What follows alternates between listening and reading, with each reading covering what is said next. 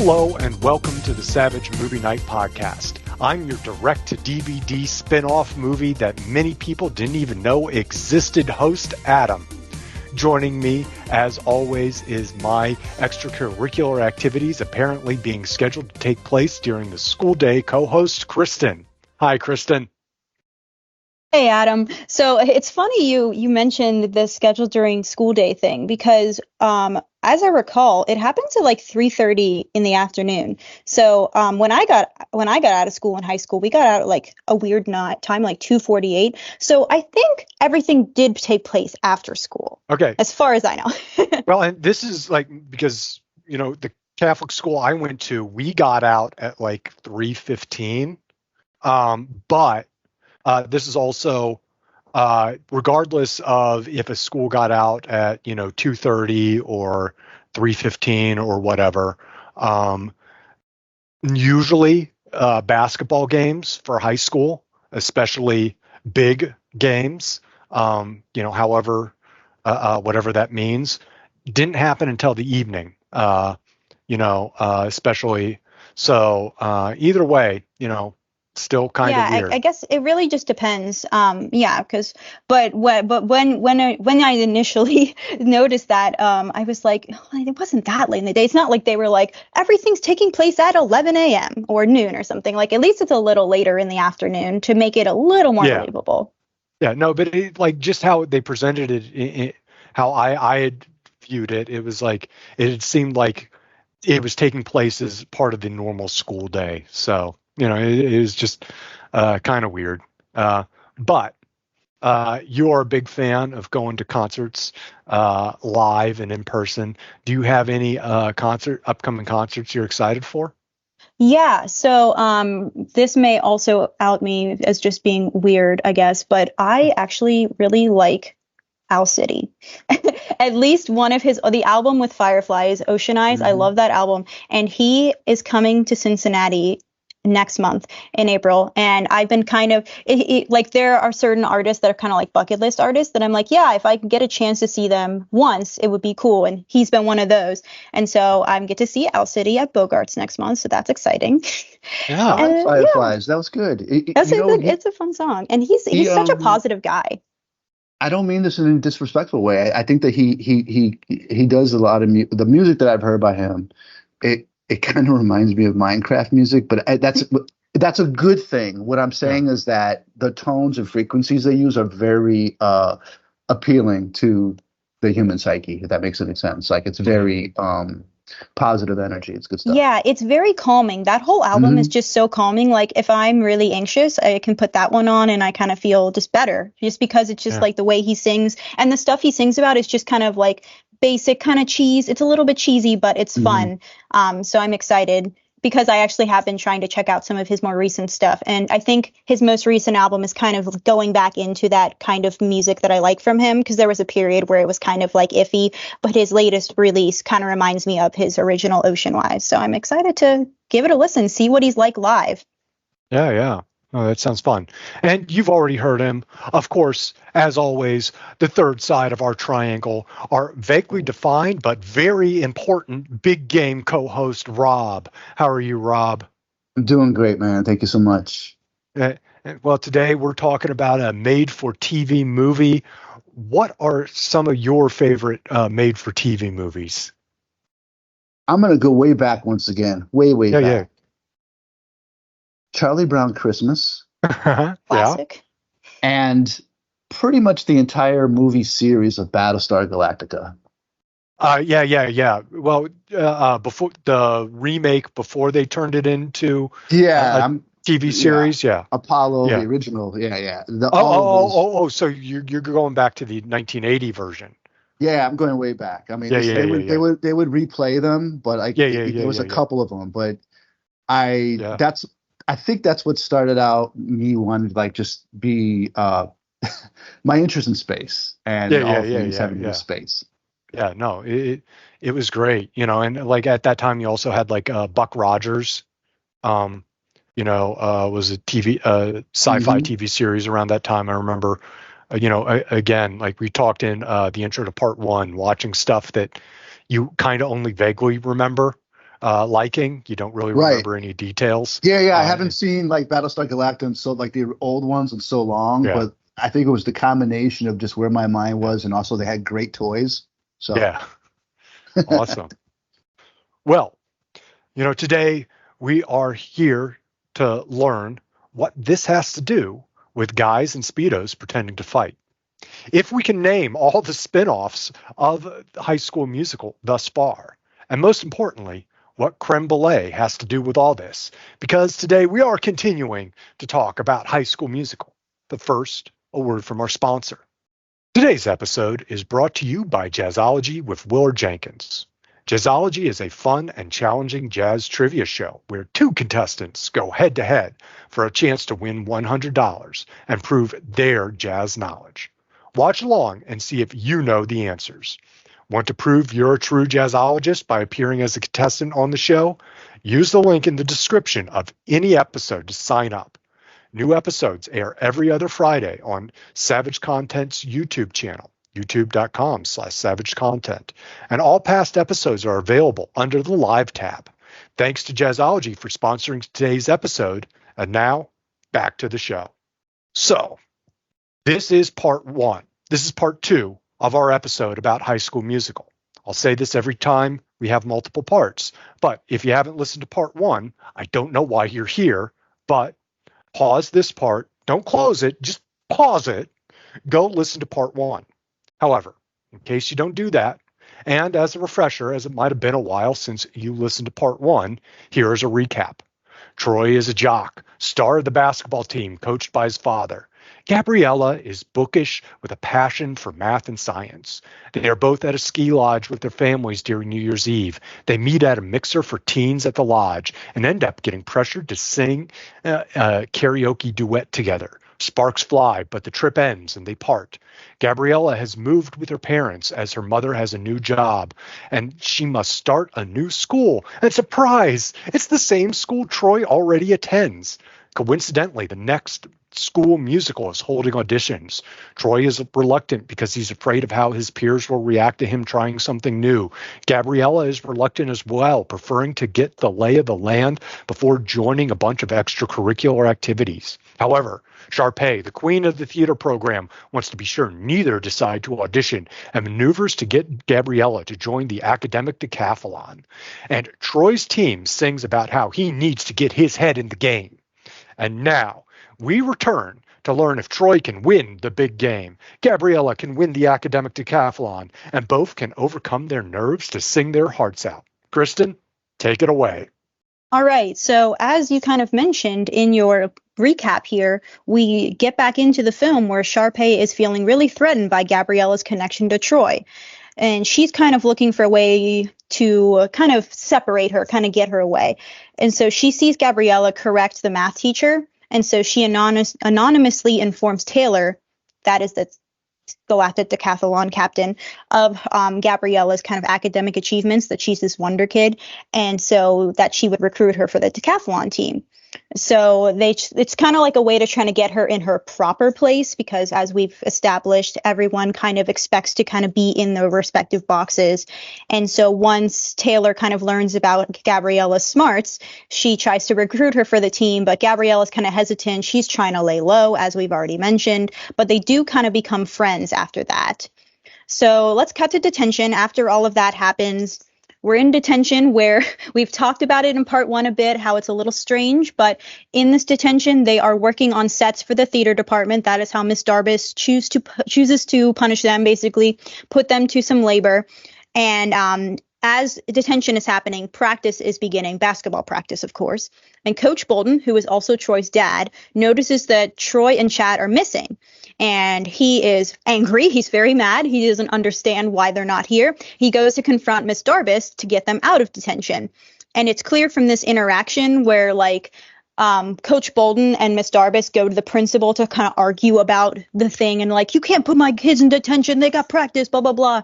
And it's kind of clear from that interaction that the principal really just cares more about sports than any other extracurriculars, which is like a stereotype that tends to happen a lot. But it also is factual to life, that it seems like when it comes to anything that isn't basketball, the school just doesn't care as much. And on top of that, I also wanted to mention that like it's around this point in the film that Troy's dad is really adding pressure, that Troy has to stay focused, that he has to impress college scouts at their game. No distractions, no girls, just get your head in the game, as we've said. So yeah, so that's kind of happening at the beginning part of this film. It's kind of the setup of like getting people to focus on their respective things. Well, so what did you guys think? Yeah. Well, I was going to say that, it's this, you see this trope in a lot of stuff set in high school where, you know, that there's this clear delineation between, like jocks and everyone else. And, that you're either a jock or a smart kid, or, that, characters tend to be very one-dimensional, and we'll get into it later. But I mean that they actually play with that as it goes on. But I mean, especially with the school I went to, that was just very much not my experience. Because I went to a school where like just about everybody played at least one sport, but also like. It was a school full of smart kids. So, like a team captain on the football team was also like in National Honor Society and, one of the smartest kids in school, Yeah, and I mean there are always exceptions like that. That just seems to be. I mean, we kind of were talking about this offline, but I went to a really big high school with like thousands of kids. Yeah. So there was kind of one of every kind of sports guy in there. There were some smart sports guys. There were some ones where it's like they're getting the scholarship to the college even though they got a really low ACT score, just because of the sports. So it really was all over the place. But yeah, they really definitely hammer in the like you must be in your perspective boxes because they're doing this on purpose because they're trying to show, oh, this is the way society wants you to be. They want you to be one kind of thing. But if you try to be something else, then you kind of get looked at funny and things like that, which obviously has changed over time. But it seems like a little heavy handed at this point, but it is done with intention for it to come later. Because it's base level commentary, it's base level commentary about how schools favor sports over everything else. But it is for kids and teens. So, you can't do much more than base level commentary for this kind of thing. Yeah. But well, sorry, I have to say one thing about the detention part.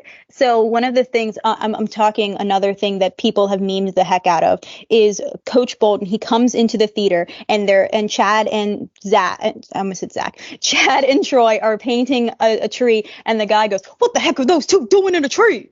And like everybody online, like especially lately, like people just love to meme the heck out of that line because it's just like such a silly thing. But there are so many ones like that are just now iconic to me that I just had to bring it up. Yeah. What were you going to say? Well, I was going to say it's funny because you talked about like going to a school where, it was, like 1,000 people in your school, whereas I had like maybe 400 in my whole high school, so there was like we had the biggest graduating class ever at the time with like 84 people, boys and girls. So, I came from a much smaller school, which, made it a little harder for, those very rigid definitions to come in. Like, I think a lot of people who know me now get a little surprised. Like, like if they ask me like technically, like what group did you hang out with in high school? And it's like, well, technically, I guess I was a jock because most of the people I hung out with were people I played sports with, like football and lacrosse. But, like most people who know my personality and my interests, that doesn't match up, So I just want to call out Miss Darby for gaming the system. No budget for manpower. Yeah. Find people for detention. She'll get it done. Good for her. Yeah. She's like, you know what? This school doesn't give a crap about the theater department, but I do. So I'm going to do what I need to do to make sure this play happens the way I want it. Right? Mm-hmm. I know. So the character Taylor McKessie is played by Monique Coleman. Before High School Musical, she had a recurring guest star on The Sweet Life of Zac and Cody, another hit show, and she's established in that show. She also acted alongside James Earl Jones in the Hallmark TV movie The Reading Room. Don't know that. Definitely know James Earl Jones. She has guest appearances on Gilmore Girls, Malcolm in the Middle, Married to the Kellys. I don't know that one. And Veronica Mars. I guess the other notable things that I'd like to mention is that while studying acting in Chicago, she appeared in the stage productions of Noises Off, The Real Thing, and The Colored Museum. Yeah. Well, and we talked in part one a bit about the ages of some of the actors that, we were talking about how most of the actors were, like a couple of them were actually like 16 or so when filming took place, up to, 20 or so for most of the other main roles of the high school students. Monique is the exception. She was born in 1980, so she was like 24, 25 when this was being filmed. And it's also kind of interesting, because her character, slight spoilers, ends up getting paired with Chad, played by Corbin Bleu, who is the youngest. So you have, about almost a 10-year age difference between the two actors. Kristen mentioned a famous meme, I guess you could say, by Coach Bolton. Coach Bolton is played by Bart Johnson. His film debut was My Family in 1995, and also he appeared in many other productions and TV shows, including Hyperion Bay, Lifetime's The Client List, Hawaii Five-0, and also in 2018, the adaptation of Little Women. Bart Johnson was invited to the audition for High School Musical by director Kenny Ortega, who became a family friend after Johnson's mother's work as a hairstylist on the set of Newsies. Nice connection there. Yeah. Mm-hmm. Oh, well, and Newsies is one we will definitely get to in the future, so we can hear Christian Bale sing about his longing for Santa Fe. I actually really like that movie. I watched that one. My piano teacher in high school loved to play that movie. Like when she didn't feel like doing much, she would just throw on Newsies. But what's so interesting about the fact that like Bart Johnson got this role is that he really didn't have much knowledge about it prior to the audition. He didn't really know what he was trying out for. So that's always funny to hear about, where they just kind of like stumble into this role. But also, when I discovered that recently he had a bed and breakfast that he was running, and it was at one point considered one of the foremost romantic in the country. Like I tried looking up to see if it was like still going, but it was kind of unclear. I don't know if it was like a pre-pandemic thing or what, but yeah, he ran a bed and breakfast, and he is definitely one of those guys that, granted, I'm not on TikTok really, but I see it from different things on YouTube. But he is one of those people that does a lot of those nostalgia type TikToks because he was Coach Bolton. He's definitely kind of like the Draco Malfoy, Tom Felton pipeline, where it's just constant nostalgia things about the thing that you did. That seems to be something that Bart Johnson does a lot for Coach Bolton. He really likes, he loves the fact that he was Coach Bolton. Yeah, well, I mean, that's happened for decades now, whether it's, now you've got YouTube and podcasts, that people appear on. But I mean, even before that, there's been the convention circuit for different people, and I mean, hey, it's between that and residuals, you can usually make a nice living for yourself if you're not, if for whatever reason you're not getting other roles. So, good on them. Yeah, good for him. So let's see. Now we're to the point in the plot now where Troy decides, I'm going to sneak away. I'm going to go to the musical audition. So he gives his friend Chad the slip instead of doing practice or after practice, whatever. And once he's in there, you kind of get to see a lot of like goofy auditions happening on stage. There's like an interpretive dance. There's a girl who can't even like get a note out. And so to show how theater is done properly, Miss Darbus asked Sharpay and Ryan to perform and kind of give them an example of what it's actually like to do the theater. And so they perform What I've Been Looking For. And so while this performance is going on, Gabriella finds Troy before the performance. My apologies. Actually finds him before the performance. So they kind of both get to watch the performance of Sharpay and Ryan on stage. And it's very theatrical. It's very, coordinated. They both agree, like Gabriella and Troy, they're kind of still a little too scared to audition. They made it 2 auditions, but they're still kind of nervous, not really sure. But when Gabriella does gain the confidence to step forward and say she'd like to audition, it's at this point that they're unofficially declared over. And so, but Troy is like, it's like, oh, well, I already called, it's over. And besides, this is for a Pear's audition. So Troy says, I'll sing with her, and kind of steps forward. But Miss Darbus basically is like, sorry, you're too late, bye. And so they're kind of just a little bummed out about it, but things are starting to clear out. And we have the musical composer, Kelsey Nielsen. She's still on stage at her piano, and she drops some sheet music on the stage. So Troy and Gabriella, they rush to help her. They're kind of gathering stuff together. They're just making conversation. They're kind of discussing the way the song was meant to be performed with Kelsey. And because I don't think I put this in here, but it's important to note that Kelsey, she wrote all of the music for this musical, which is kind of unheard of for a high schooler to be able to get this kind of opportunity. And so she has written everything. So she has an idea for how she wants these songs to go. And the way that Sharpay and Ryan do it is totally their own thing. They basically just told her, like, you don't get to make these decisions anymore. Like, we take the song and we make it better. Get it, got it, good.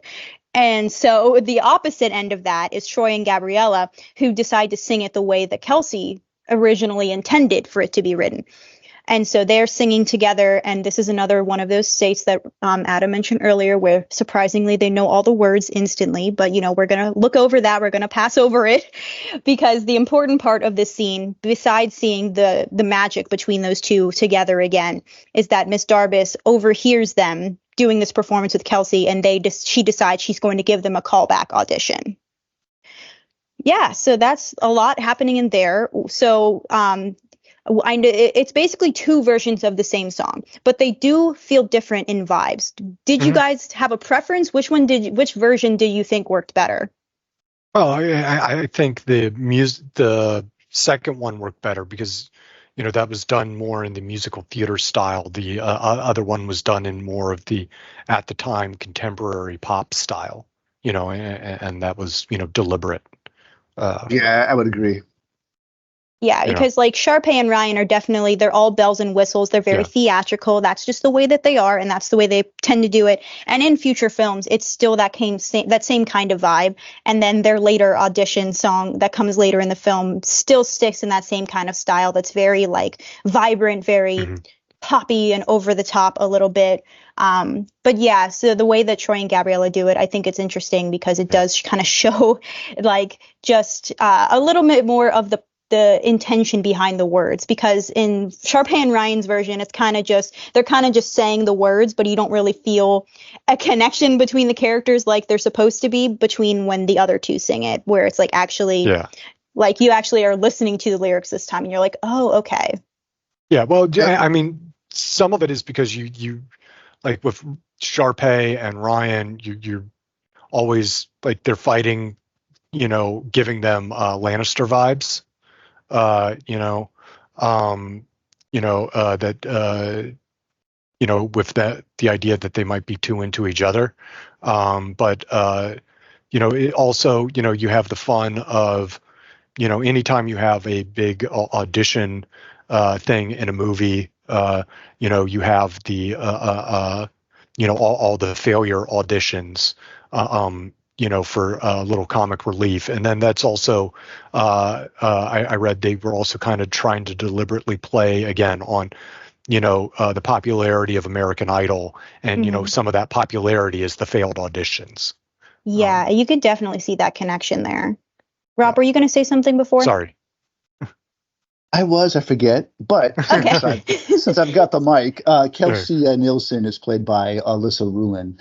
Alyssa has done a number of films, Disney films, including Halloween Town High, and Hounded, but then non-Disney films, such as Private Valentine, Blonde, and Dangerous, co-starring Jessica Simpson, Expecting Mary, and Family Weekend. Recently, she has a recurring guest role on NCIS Los Angeles and The Rookie. Alyssa Ruin.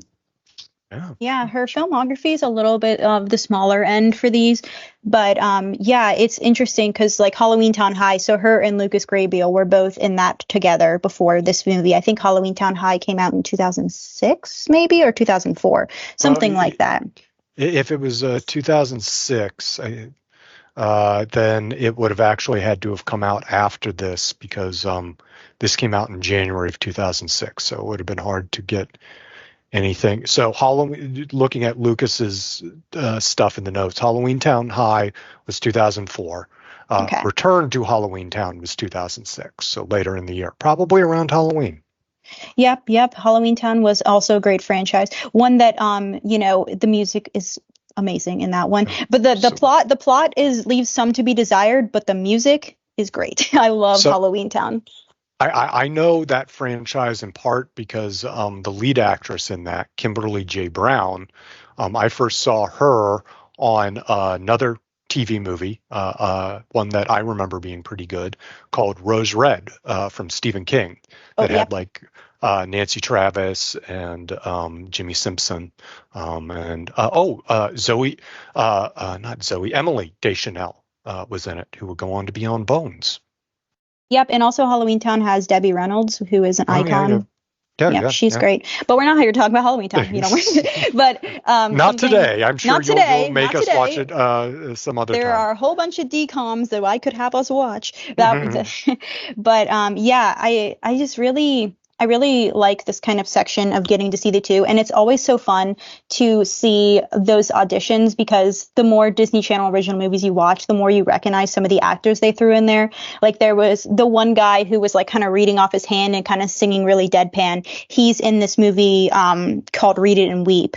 That is like another favorite DCOM of mine. And it was funny because I forgot he was in this. And I'm like, oh, it's that guy. And they tend to do that a lot. Like it helps when you've been in one Disney thing to kind of be put into something else, even if it's for a split second or a guest star or whatever. Yeah. Something actually, another thing I wanted to bring up before we move on with the plot is so obviously we've talked about how Sharpay and Ryan are very over the top with their stuff. They've got their ways that they prep for their performance, making the silly noises and doing things. And Ryan loves to do a little jazz square and all of that. So something that I think the older you get, the more you realize is like that Ryan's definitely gay coded, but it's one of those things where it's the Disney Channel, so they can't really actually make him gay. And so there is actually an interview with Lucas Grabeel where he kind of wanted Ryan's sexuality to be explored a little bit. And he kind of went up to Kenny Ortega and was like Ryan's gay, right? Like, I know it's the Disney Channel. I'm not going to be gay, really. But yeah, right? Like, Ryan's gay. And Kenny Ortega basically said, think of it this way. You have the opportunity to play a character who's young. He's into theater. He's an artist. And let's go at it from that point of view. And so he kind of like talked to Lucas a bit about his own life. And he was like, I see a lot of myself in Ryan. I knew that I was gay in high school, but I didn't tell anybody. It was about making it real. So I thought that was very interesting to kind of learn a little bit older, because it's definitely like you can definitely look back and see like he was definitely gay coded. And I think it's one of those things that just everybody who grew up with High School Musical was like, yeah, definitely. Like usually there was no doubt. They tried to like make him have a possible thing in the second movie with a girl, but then there's this whole, if we ever watch it, you'll see, but there is something where it's just like, okay, he had a thing with a girl, but then he also switched clothes with somebody. That's strange. Like they're gonna overlook that. But that would also fit into that kind of realism of feeling that because not being certain or feeling like you have to hide, right? That not being open about it. Yeah, and even as someone who didn't grow up with it, I could definitely recognize the coding, and that was about as far as they could go for a Disney Channel program aimed at tweens, especially at that time. And these days, you almost wonder if they could even get away with that much without being accused of things by certain people. Yeah, it would probably, so there'd be a subset of people. There'd be a subset of people that would want it to not have any subtlety and just be open and completely like, this kid is Hmm. gay. And then there'd be the other half that would be like, oh, don't put that into the schools. They're too young, blah, blah, blah. So like, it really Yep. just, at Yep. least with No. this one, it's definitely like a subtle underlying thing. Yeah. But it was one of those things where everybody universally knows. It's funny because before we even watched this, I had a conversation with a friend of mine who was also really into High School Musical growing up. And she was like, they made him gay, like for real in the franchise, right? I'm like, no, they never said that he was. I think everyone just made that, had that understanding about him as a character just from Yeah. how he was portrayed. No, they did the J.K. Rowling thing of never actually explicitly put something in the books and then just afterward go, yeah, sure. But I feel like at least Lucas Grabeel had the intention. At the very least, yeah. Lucas Grabeel had intention compared to J.K. Rowling, who we will not put in the same sentence as Lucas Grabeel, who is an ally compared to someone else in that sentence. Yeah. No. I was teasing. Yeah. So anyway, so that all happens, and so there's the callback list basically goes up for that audition where Sharpay discovers that there is going to be a callback, which means that somebody else is up for the role that she went for, and she's like furious. She doesn't want competition for this lead role. She's always just gotten the lead because no one else is around to have it. So that's happening with Sharpay, and then the Wildcats basketball team, they're shocked that Troy even auditioned. They're like, "What? Where does this come from, man? What do you mean you auditioned for the musical?" And so it's kind of this moment where the whole school is just shaken up by this revelation. They're like, "Huh." Troy is doing stuff outside of his clique. He's doing stuff that isn't jock stuff. And so that's this moment where other students start confessing their secret passions and things that they do outside of their respective cliques. And that's where the song In the Cafeteria sticks to the status quo. And something else before we kind of talk about the song is that there is this moment near the end of the song where Sharpay insists that the basketball team is trying to ruin the musical. Like that is her only reason why she could think that Troy would ever volunteer for this kind of thing. She just assumes that they're out to kind of destroy her thing that she has. Mm-hmm. So stick to the status quo. This one is, I mean, I'm a broken record, man. Oops, all bangers for me. Like every single song on the soundtrack I love it. And it's so catchy, and it's one of those things where I think at first I thought that the song aged poorly, but it's really kind of like it's written in a way to be like, oh, everyone's telling you to stick to the status quo, but it's more showing how people kind of are viewed when they try to do something different, and that they are stuck into these stereotypes. Like it's actually, even though the lyrics are telling you to do something, it's these other kids that are trying to break out. That is the real message. Yeah, I was gonna say, like, if that were the actual message of the final message delivered in the film, actually Troy, should have stayed stuck to basketball, and Gabriella should have stuck to math and science, and it was all a mistake, then this song would be bad. But you need this in there as part of the theming and messaging. So I enjoyed it, because this is one where the actual lyrics are meant to be taken, like what you're actually meant to take from them is contradictory to what they're actually saying. So, right. The actual message of the song is encouraging people to break away from the status quo. Oh, and that's where, by having over the top, cartoonish kind of hyperbole about how much you have to stick to the status quo, that's where it helps reinforce that message of making it obvious that, this message is foolish. That idea of sticking to the status quo is silly. So. Right. And they kind of stick to these stereotypes to kind of feed into it a bit. It always made me laugh, the people's reactions, like especially when like the one girl likes to break dance even though she's a brainiac, and she's like dancing and the guy's like, is that even legal? And then there's like that whole thing where the guy doesn't know what a cello is, and like it's like the skater guys, and he's like, "What do you play?" And he's like, "Oh, saw." Oh my god, all of those are just so silly, dumb little things that are they just feed into the goodness of that. At least one of the skater guys was like one of the background dancer people I was specifically thinking of when I mentioned, like, some of the, like, while the main cast definitely looks age appropriate, some of the rest of the cast does not, because there was like that guy, I think it was the one who said, who was like the leader of like this fake stoner group, looked like he was about 35. Yeah, but he's not the kind of main, he's only on screen for a little bit, so it's easier to kind of ignore him a bit. But yeah, it always like irritated me about the movie how, like, especially because there's that part where like Chad is like, "Oh my god, these skater guys now think that they can talk to us. Like, that's not okay. That's not cool." And I just like, as an adult watching it, I was like, you are like, I thought I liked you, man. I don't like you anymore. But it's interesting because like it's just the way it is, like how it's sticking to the status quo, how it tends to be the stereotype is that the jocks think that they are above everybody else in the school and that they are too cool to even be perceived, apparently. I also liked the idea of, because Sharpay herself thinks in very Machiavellian, power-hungry terms. She, thinks everyone else thinks in those terms as well. And so when trying to suss out someone else's motivations, she's putting that thought matrix on them.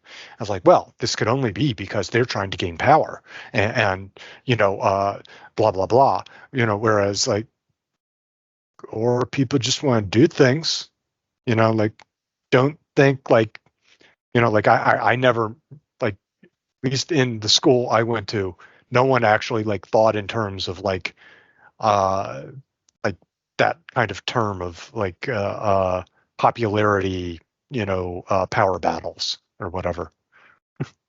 Definitely a lot harder in a school like this where it is smaller and it has that kind of thing. Like, and also like small town. I don't know. It might be a small town, even though it's Albuquerque. That's not really big. Whatever. It's probably like a smaller part of Albuquerque. Whatever. I have a crossover I want to see now, Rob.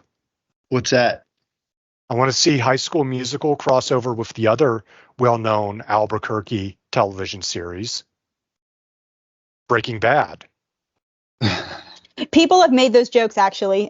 I'm not surprised. I mean, it's a very obvious one, But let's get some blue crystal meth flowing through these kids. See what happens. How do we know they aren't already? They've got a lot of energy, man. They've got get ready for the music and the dancing to be much faster. It's already fast enough. Oh man. And a lot of glitter. A lot of glitter. Oh man. Yeah. So kind of moving into the next part of the plot here.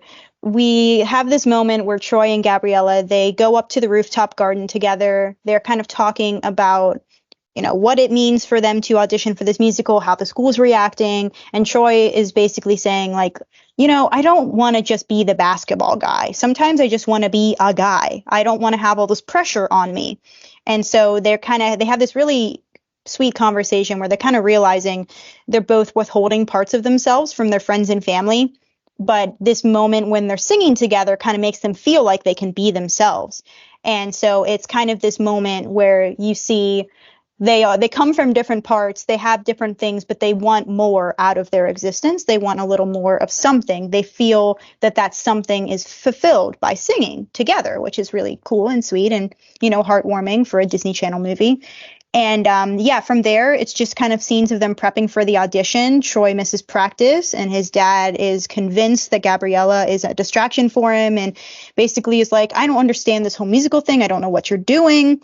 And Taylor and Chad are also not really happy with their friends doing things outside of who they are. So they come up with this plan to divert Troy and Gabriella from singing in the musical so that they can focus on their own like upcoming competitions. So that's kind of like what's happening in this section. I really wanted to kind of pause and like have a little bit of chat about that conversation because I really do think it's like a core part of the film, that like the idea of like this teenage boy has all this pressure to be like the guy, the big team captain basketball guy. There's all this pressure on him to be just basketball, basketball, basketball. And when he has even an inkling of wanting to do something outside of that, it's like that stereotypical, like, it's not my dream, Dad, it's yours. Like, but it actually is legit. Like, it's literally like, he does have the dream of basketball, but he also has dreams of other things, you know? Well, I was going to say that it's not that he doesn't have the dream of basketball. It's just that his father has pushed him so far down that road. It's not like he's burnt out or doesn't enjoy basketball anymore. It's just that he's been so narrowly focused, he hasn't gotten a chance to try other things and see if there's other things he might enjoy. Yeah, this is related to a point that I was going to bring up towards the end here. And that was just like, overall, I thought that the Troy character in the beginning of the film, they should have showed a little bit more about, I would have liked to see a little bit more about how he was conflicted about singing and joining theater, and then how he resolved it to kind of balance, or how he thinks he's going to resolve it anyways. And maybe it connects to this, where, you know, you don't have to be one label. You can be, you can be all you can be, all you want to be. You know what I'm saying? In the army. Yeah. Right. Yeah, But I mean, you know, how he resolved it and how he goes about this, that's the one thing about Troy. Because I think that even for the target audience here, for the and on the male side of the target audience, for them to be able to accept that they can fit into many shoes and not just one, would be very liberating for them individually at that age and then throughout life. Mm-hmm. Yeah, I mean, because there's a really important line that when he's fighting with his dad about it, he basically, like, he's like, you're not just a guy, Troy, like you are a basketball champion and that kind of thing. And he's like, did you ever think that I could be both? Like basketball and theater or something else. And this is a theme that, while it is a central part of this, it does continue to get explored in 2 and 3, like the franchise. It is a continuous thing of him trying to figure out a way to integrate both of these things into his life, both things that he loves and enjoys. Yeah. Well, and you know, to its credit, you know, like jumping ahead a bit, like his father does start to come around a bit. Yeah. You know, but one of the other things, you know, talking about like that the script does is that I found amusing is that it is just the big game. Like, it is not, you know, a championship, even though they seem to get a trophy afterward. It's not, you know, like the state finals or anything. It's never really defined what this big game is. It's just that it's the big game. So I think, if I may cut in, if I remember correctly, I think it is the game that will determine if they go to the championship. So I think that is why it's important and a big deal. I think because there's like a throwaway line at some point. I don't remember the exact details. Believe it or not, I do not remember the line, but I do remember that it is basically like this game will determine if they go to the championship, like the big national championship. So even though it does nationals, that there really aren't nationals at this level for a school team. Like, if you're playing on an AAU team, then there would be like nationals, but you're basically talking about like state is like the biggest tournament you can win. And you have to go. Man, they've got nationals and all kinds of different things. Besides, it's Disney Channel, so they can do what they want. Yeah. No, there's a chance there might be nationals in this world. I'm just having fun knocking the realism of their sports ball knowledge. They tried. They tried. But yeah, I do think at least they tried. They did try to say that it had weight of some sort, even if it doesn't, because like that's really, you know, it's not the focal point. Basketball is just kind of a thing. It's a MacGuffin that it's script writing 101, where it doesn't really matter what the thing is, you just establish that it's important, you know, to this character. Right. And then that importance creates conflict with the rest of the plot. So. Yeah, and so while we're talking about conflict, this is where the big conflict starts to come in, because both Chad and Taylor, they work together to try to find a way to tear Troy and Gabriella apart. And so to do that, they basically coordinate for Troy to kind of be tricked by his teammates into saying that Gabriella and the audition are not important to him. And so Gabriella is like watching this via like a little hidden webcam. It's not so hidden, but a webcam that the Scholastic Decathlon team has set up. And so she's obviously pretty upset by Troy's perceived betrayal and just callous disregard for her. And so we get a solo song from Gabriella where she sings When There Was Me and You. And it's after that song, she decides, I'm not going to audition for the musical. I'm just going to kind of distance myself from Troy. Let's kind of get back to where I started when I first came here. I just kind of want to lay low. And so Troy is kind of confused by her behavior because he doesn't really know where he went wrong or what went wrong. And because of this, he kind of can't concentrate on his game. And obviously, we've mentioned that Gabrielle is kind of feeling low. She's keeping to herself. And so that's when Chad and Taylor kind of realize, like, oh, we kind of messed up here. Like, we thought that this would bring them closer to our things, but we're just making them sad. That's not good. So Chad and the basketball team, they kind of tell Troy what happened, and they offer to support him in his callback audition. And then kind of Taylor goes and does the same thing with the Scholastic Decathlon team, explains that she was wrong, but Gabriella still believes that Troy meant what he said. So that evening, Troy realizes, like, I've got to go talk to her myself. So he goes to Gabriella's house and he climbs her balcony on a tree and all that. He does the whole romantic thing. And then they reconcile after he explains the truth. He sings to her on the balcony with his voice, not Drew Seeley's voice. That is the one where he does sing. And then he convinces her to audition for the musical again. Yeah. So that's one of the moments I mentioned where he does, it is his voice. Yeah. Well, I was also, just as we were going through the recap, thinking about the irony involved with some of the actors' real life, that, one of the plot points is technology used as a way to invade someone's privacy, and share things without their consent. But So that whole webcam thing cracks me up because, like, it was so obvious. Like, how would Troy not immediately see that guy just lifting something onto a computer that is facing him? Like, I always thought that was so silly. Like, if you're gonna do like a subtle hidden camera thing, like you need to do a better job because it was just so obvious. Well, it's also like one of those things where that's the moment they decided to be realistic, because usually, like, when you have a hidden camera in a movie, like, they're going to make it, like, especially at that point in time, unrealistically small and unnoticeable, especially, like, whereas, like back then, like, for it to truly be a streaming webcam, like, it was going to have to be fairly sizable. It wasn't in the budget to do the hidden camera thing. Yeah. They didn't have time, probably. We know that this was a tight crunch time. So, yeah, maybe they just were like, whatever, it's fine. Yeah. Who knows?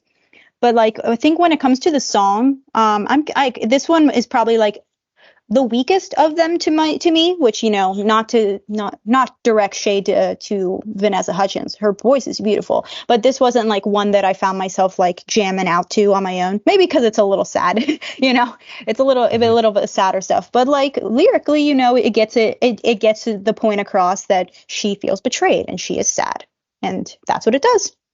Yep. Did you have any thoughts, Rob, before we kept going into the plot here? No.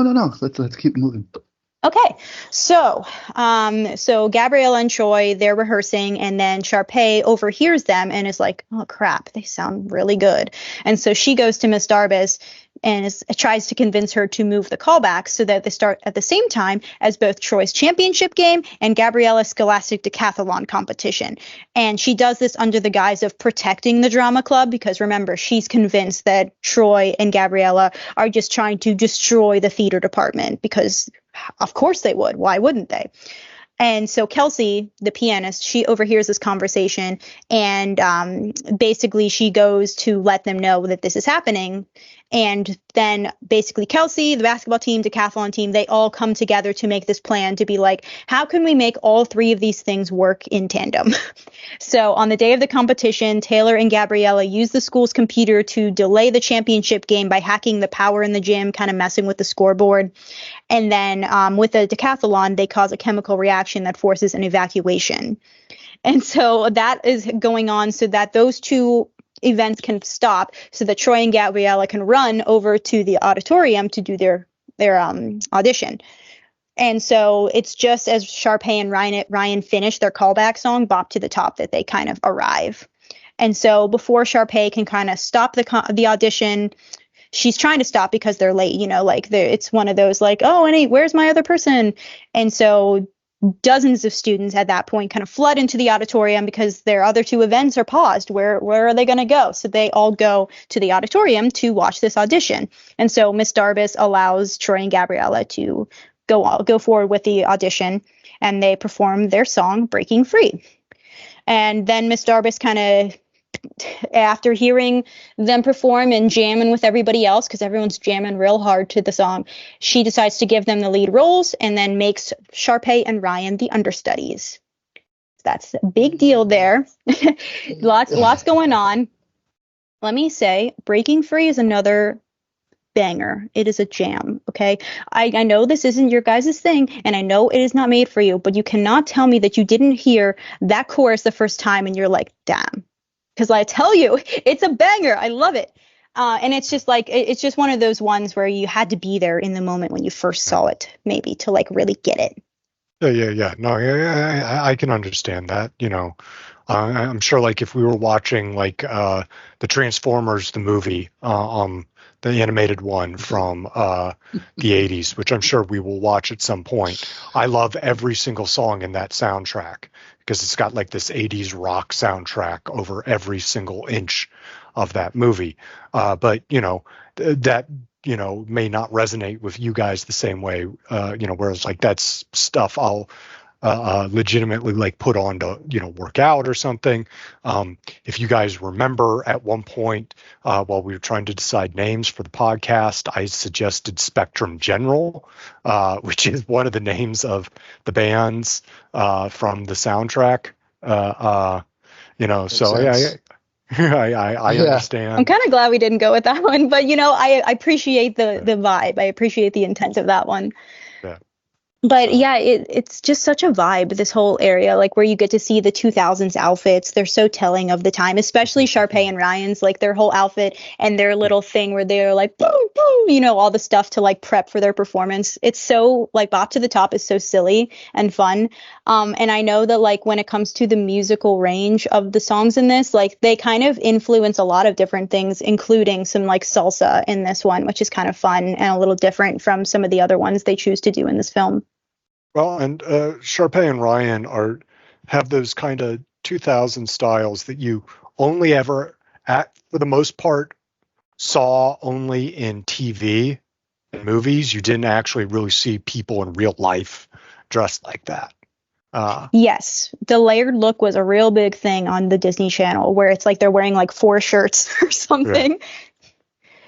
But you know what? I did replicate those. I did do the layered look in middle school. You say it's not for real, but I'll tell you what, I would do the like long sleeve shirt and the short sleeve over it, or the 2 tank tops underneath the main tank top. Yeah. It's chilly in Utah. Necessarily talking about the layered look. It's, some of it is like especially like Ryan with the caps and stuff like that, it's a very 2000s aesthetic, but that you would see like when they wanted to show these characters being very fashionable, but you never actually saw anyone in real life wearing it. But except Rob, wear the layered look. Sure. Did them all. You did them all, dude. So we're almost here to the end. So this like kind of last little bit is where we finally get the closing song. All of the other events resume. Both teams win their competitions, of course. And then it's just, everything's working out because it's a Disney Channel original movie. And then the entire school gathers in the gym to celebrate with the song We're All in This Together. And it's at this part at the end that Chad, he asks Taylor out, and then Sharpay has a truce with Gabriella. And then there's like this post-credit scene where one of the basketball players that he's in the stick to the status quo. He's the basketball player that says that he bakes, and so he's this basketball baker. And he's pacing alone in the gym. He's sad because he's tried to give Sharpay treats before, but she says no. But then she actually does decide to try them, and she runs in and says that his cookies are the best thing she's ever had, and they're genius. And she hugs him and says, like, "Oh, will you make more for me?" And he says, "I might even make you a creme brulee." And that's how the movie ends. Yeah. That's the fun little zinger at the end. Yeah, no, they were doing post-credit scenes before Marvel. And we're all in this together is just so impressive to me, because that, like I mentioned in the very beginning of this is one of those ones where I don't remember if it was one take or two, but they basically had very, very limited time to get this done right. So they were kind of just like, okay, well, we can only do the confetti like one time, so don't fuck up. Yep. Thanks. And it's crazy. I mean, it looks good. And even if one person messed up, there was so much going on that, like, how would you be able to tell, you know? Oh, yeah. Well, I was watching, I like Red Letter Media, their shows, but I was watching an old Best of the Worst I'd seen last night while I was eating dinner. And one of the movies they were reviewing, they'd done this stunt where, like, the lead car was supposed to jump over these two other cars while it was being chased, and there's supposed to be a big fireball behind it, and that would catch the car behind it. Well, they clearly mistimed it and caught the lead car in this massive fireball as well, but also couldn't reshoot it and didn't want to lose the shot. So it looks like the lead character was just full on incinerated, and so they had to like shoot an additional scene to like kind of cover that up. That's awesome. Thankfully, you didn't have to do anything like that for this film. That's good. So the closing song, it kind of just puts everything into perspective. The whole purpose of this whole film is that, you know, we're not the same. We're different in a good way. Together is where we belong. Those are the lyrics. So it's basically just about coming together and allowing other people to have different hobbies, and that, believe it or not, a basketball player can indeed sing, and he can be in the musical. And you know what? He might even make a creme brulee. He can do anything. Anyone can do anything. Yeah. So, yeah. What were you going to say? Oh, I was just going to say creme brulees are tasty. Honestly, impressive. I've never made a creme brulee. Good for Zeke, man. Yeah. No, I wanted to try it, man. My kids were born in 2003 and 2008. And some of the things that I noticed, the way they grew up, kind of tells me that, you know, movies and productions like this one all set the stage for socially for younger kids to really, and amongst other things in society, but to really accept differences, like the whole approach about and their positions on sexuality, on even things like baking and all that is so much more open now than when I was a kid. And this is just a reflection of that. You can kind of see how it's influenced society. And you know, for me, I thought the whole thing was pleasantly enjoyable. That, you know, it was something like, if I had kids and they wanted to watch it, it's not something that's so awful it would be driving me nuts. But you know, it's also hard for, you know, Rob and I to go back and have the same connection you do with it. Right. You know, and you know, it's also very clear. It also reinforces that we made the right decision in not trying to watch it anytime prior to this, because, you know, I was, you know, in my 20s and Rob, you know, in my early 20s, and Rob was in his early 30s when it came out. So this came out in 2006. So I was 11. I was 11 years old. So I was their target audience. I was the tween. I was right in that in between. And I mean, it's been pretty obvious for anyone who's been listening that this was a big part of my childhood. I'm not the only one from my generation that was into it. I mean, they created such a huge franchise, such like a big cultural touch point for so many people that it's crazy, because it also set the bar for future DCOMs after this. I mean, this kind of proved that they could do this formula of a movie musical and have it still work. Because later down the line, they come out with the Descendants movies that became really popular 2015. You might be familiar with those, Rob. Those might be closer to kids. Like when your kids grew up, they might have been familiar with the Descendants movies. I'm familiar with it, but not, they weren't really into it like that. But I think that Adam is going to go into some of like the products and I just want to mention a few products that he probably won't. And that is, from a music perspective, right? Obviously, the soundtracks, and you can go on and make the references to the characters who got their own individual deals and went on to get their own album and single sales. On top of that, though, this was the era where ringtones were kind of big, and so ringtones as a business were super lucrative. Because you'd basically make like $1 off of a janky little sound. Well, that's how we got This Is Why It's Hot. Like that was that era of music was things would get similar to like things get popular because of TikTok now. Things would get popular because they worked well as a ringtone, or you also had briefly in that time callback songs, instead of ringing.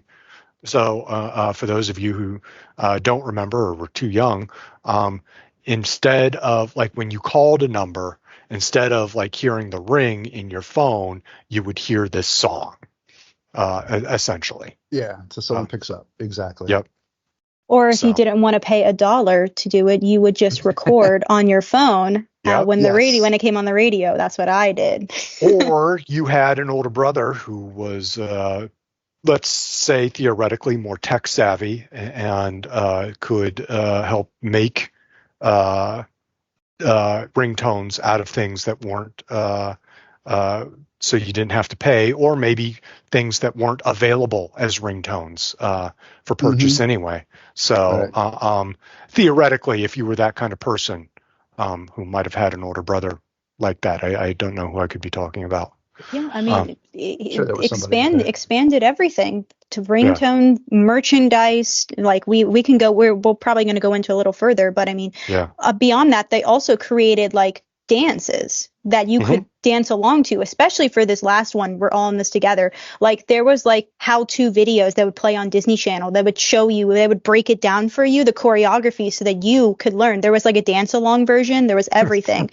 So they really made it interactive to where you felt you were in on everything. And actually for the second movie, they let people vote for like a special actor or actress to show up in the movie as a guest appearance. They let people like vote on their website and stuff like that. So they really made it interactive at that time, and the rise of like the 2000s when people were using the internet more interactively, MySpace times, all that. Okay.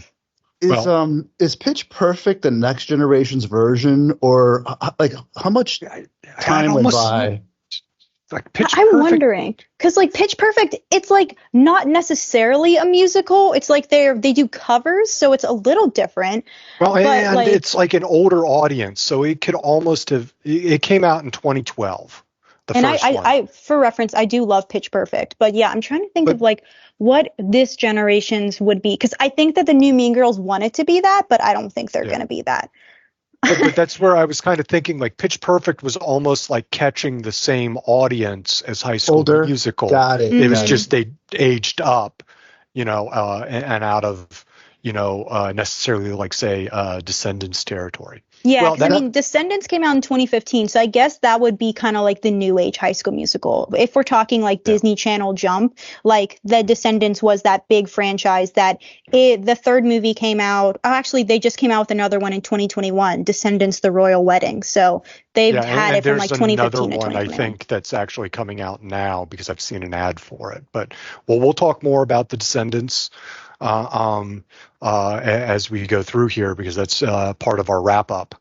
It's now time to learn how it did in 2006. Kind of already hinted at it that it did pretty well, but 8 million people tuned in to watch it the night it premiered, which, put it in perspective for basic cable, that's a lot of people, even in 2006.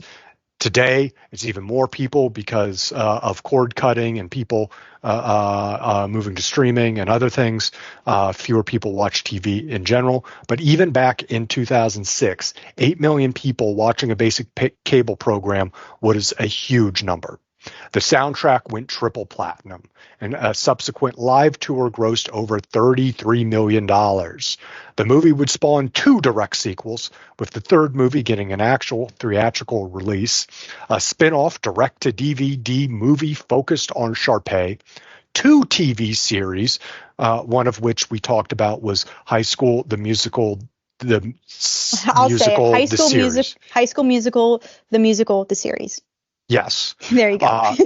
Yeah.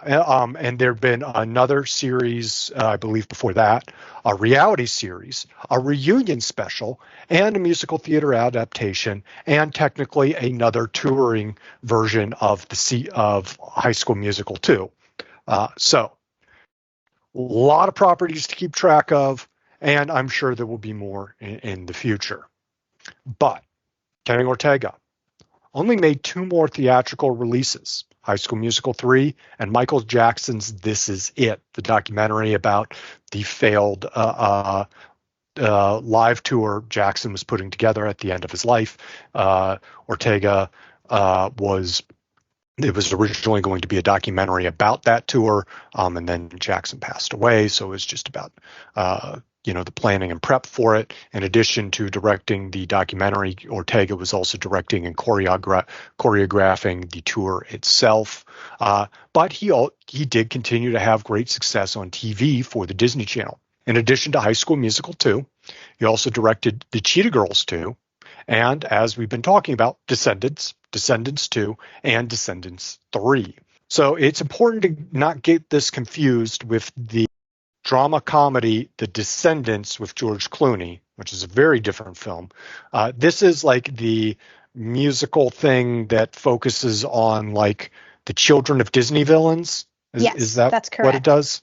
Yeah. Okay.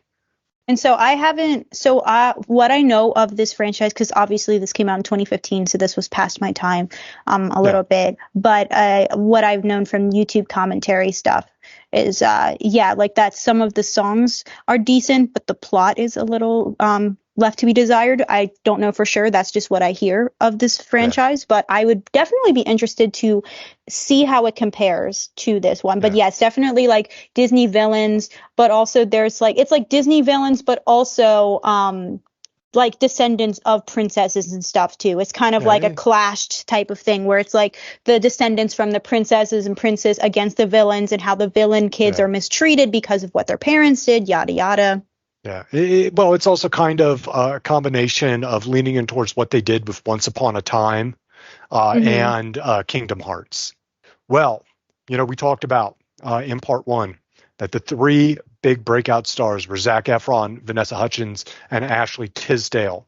Tisdale would go on to release an album that went gold, which we talked about in part 1, and provide a voice for the animated series Phineas and Ferb, and has appeared in numerous movies and TV shows.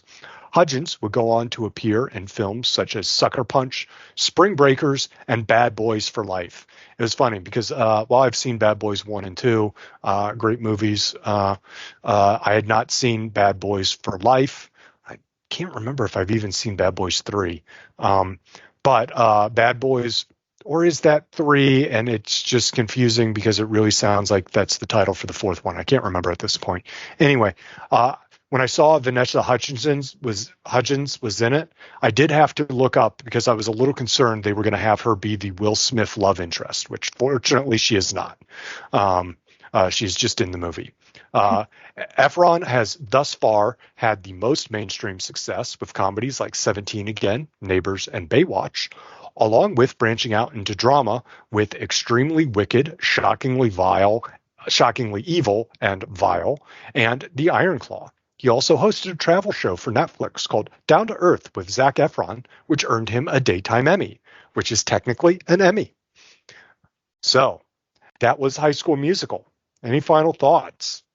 I think we pretty much have gathered how I feel about this movie. Yeah. I'm glad to have shown you guys because, as I've mentioned, part of why I chose this was because there have been a couple that you guys have chosen that you said have been pivotal to your growing up. So I wanted to kind of have something like that to represent my growing up, because even though we talk about how we're different generations, I feel like more often than not, Adam, you and Rob kind of have a lot of things in common compared to me. So I think that it's good to have this representation to kind of show this is what it was like in the 2000s growing up, because it's definitely a different type of experience, especially even from the latest generation. I'm getting older now. It's like I feel young, but I'm getting up there. So it's good to have these nostalgic things in here that represent that. Yeah, no, absolutely. Well, and, I'm glad you shared it with us, not just because it was important to you, but, it's nice to have a better understanding of something I'm aware is a cultural touchstone to a lot of people. And so, regardless of my thing, whether it's my thing or not, it's always good to, know about it more. So, Rob? Yeah, it's better than Cats. Not as good as Grease, but it's a different thing altogether. So it was bearable. I could handle it, but yeah. See, you thought it was going to be terrible, and it was just fine. So that's good. That's better than terrible. Yeah. I did have some work being done on my gutters the day I watched it. I was kind of really hoping that the people were gone by that point, so they couldn't hear if I was watching that. And like, why is this guy, watching High School Musical? I'm going to teach you guys the dance. I'm going to teach you guys the choreography for We're All in This Together, and then we'll put it up on the YouTube channel or something. I'll teach you the Icky Shuffle in return. All right. It'll work. She doesn't even know what the Icky Shuffle is, and she's a Cincinnati kid. Get that. I'll teach you the Pee Wee Herman. It's Pee Wee Herman. The Pee Wee dance. Yeah, no, I just watched Big Adventure again recently. That movie's awesome. Holds up. Oh, yeah. No, that's definitely on the list. Well, now that we have won the big game, the academic decathlon, and the starring roles all in one day, it's now time to look at what's next. And next, we have to get our cowboy hat, put on some cowboy boots, clear our thetans, and head to Jilly's, because we are going to talk about Urban Cowboy. Urban Cowboy is currently available to stream on Paramount Plus and available to purchase or rent digitally from places like Apple, Amazon, and Google, or you can find an old-fashioned physical copy on Blu-ray or DVD. However you find it, watch it, and listen to us talk about it in the next episode. Thanks so much, as always, to my co-hosts Rob and Kristen. Thank you, as always, to our editor, Javi, and the entire Savage Content team. Thanks so much to our sponsor, Jazzology with Willard Jenkins. And most importantly, thanks to you for listening. If you like the show, give us a review wherever you get your podcasts. If you're watching on YouTube, like, comment, subscribe, click the notification bells, all the good YouTube things. I've been your host, Adam, and we'll see you next time on the Savage Movie Night Podcast.